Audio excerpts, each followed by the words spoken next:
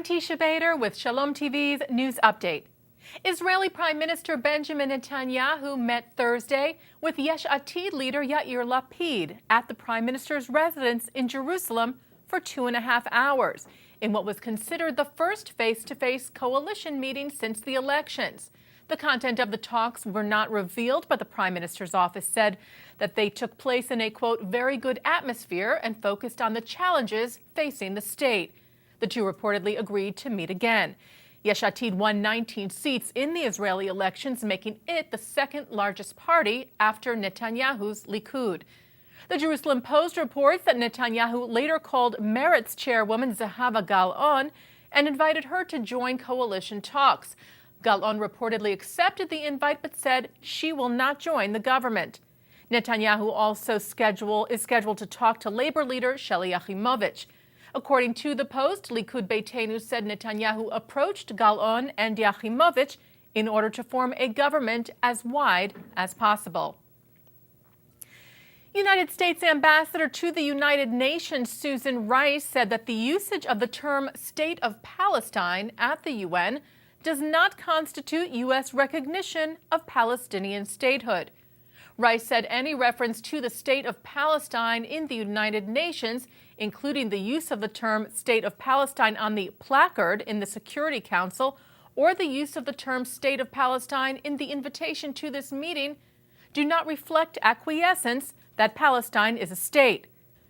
She made the comments at a UN Security Council debate on the Middle East on Wednesday. The ambassador reiterated the U.S. stance that a Palestinian state can only be established through direct talks between the parties. Rice also took the opportunity to reiterate the U.S. opposition to Israeli settlement building, saying it runs counter to the cause of peace. And in a related story, there are those who claim that there is a media bias against Israel. Well, here's an example. A report from Reuters seems to be misstating the Israeli position on its participation in an upcoming human rights review at the United Nations Human Rights Council, or UNHRC. The Reuters report states that U.S. Ambassador to the Council, Eileen Chamberlain-Donahoe, said that Israel is expected to boycott the review, which is scheduled for next Tuesday. While Reuters used the word boycott, in actuality, Israel had asked for a postponement of the review last week, which is a very different statement than a statement of boycott. And it is unclear why Reuters would use the word boycott in this situation. Donahoe is quoted as saying that the Israeli officials signaled that they want it, meaning the review, postponed. It is very unlikely, she said, they will participate on the 29th. Donahoe further said, I'm fairly optimistic we will find a solution that does not undermine universality or cooperation. Israel had severed ties with the UNHRC last March over a fact-finding mission the group had planned of the West Bank settlements. Both Israel and the U.S. have criticized the UNHRC in the past for having a biased and disproportionate focus on Israel. The Associated Press reports that Palestinian Authority President Mahmoud Abbas said he will invite Israeli politicians to discuss the possibility of resuming peace talks. This according to senior Palestinian official Yasser Abed Rabo, who told the AP, we invite the Israeli parties, particularly the new ones, for dialogue on future accords. Abed Rabo stressed that Abbas wanted the meeting to take place before Israel forms its next government.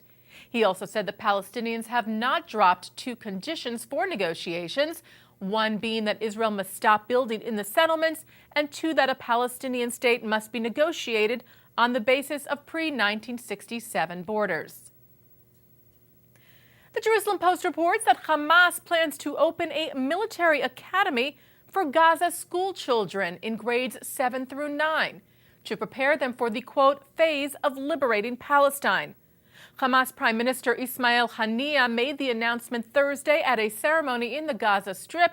He said the academy would educate and prepare children for the establishment of a Palestinian state, quote, from the river to the sea.